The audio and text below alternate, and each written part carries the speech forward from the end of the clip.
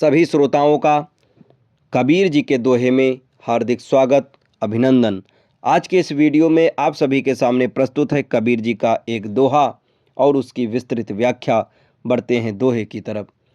अकथ कहानी प्रेम की, कछु कही ना जाए, गूंगे केरी सर करा, खाए और मुस्काए कबीरा, खाए और मुस्काए।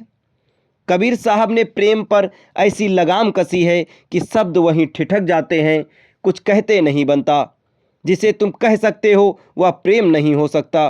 परमात्मा के प्रति हमारे हृदय में अगाध प्रेम है, किंतु उस प्रेम को व्यक्त करे कैसे, जिस प्रेम को स्वयं कबीर साहब शब्दों में बांध न सके, उसे हम भला भाषा में कैसे उतारें।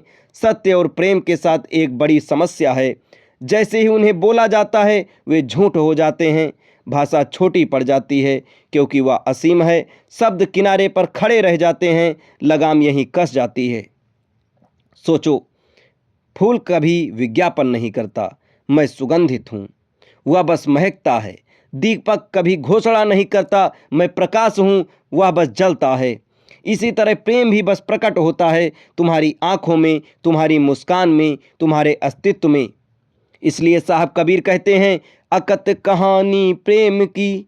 अकथ क्योंकि जो कहा जा सकता है वह क्षुद्र है, जो शब्दों में समा गया वह प्रेम नहीं, केवल सूचना है। प्रेम कोई खबर नहीं है जिसे तुम जुबान से बयां कर दो। प्रेम तो एक अनुभूति है। जब प्रेम होता है ना, तब उसे कहने वाला नहीं बचता। कहने वाला अहंकार है और प्रेम में अहंकार पिघल जाता है। जब तक मैं है तब तक जो कुछ है वह सौदा है, समझौता है, एक राजनीति है, अपेक्षा है, भय है। वह प्रेम नहीं, वह संबंध है, और जिसका अर्थ दो किनारे है। प्रेम तो वह नदी है जो दोनों किनारों को डुबो देती है। संबंध दो लोगों के बीच होता है, प्रेम दो को मिटा देता है। प्रेम कोई कृत्य नहीं है जिसे तुम करते हो, प्रेम एक घटना है जिसमें तुम मिट जाते हो। प्रेम कोई रिश्ता नहीं, एक विसर्जन है। इसलिए साहब कबीर कहते हैं, कछु कही ना जाए। क्यों? क्योंकि कहने के लिए दो चाहिए, एक बोलने वाला और एक सुनने वाला। प्रेम में तो बोलने वाला ही विदा हो गया, अब कहेगा कौन?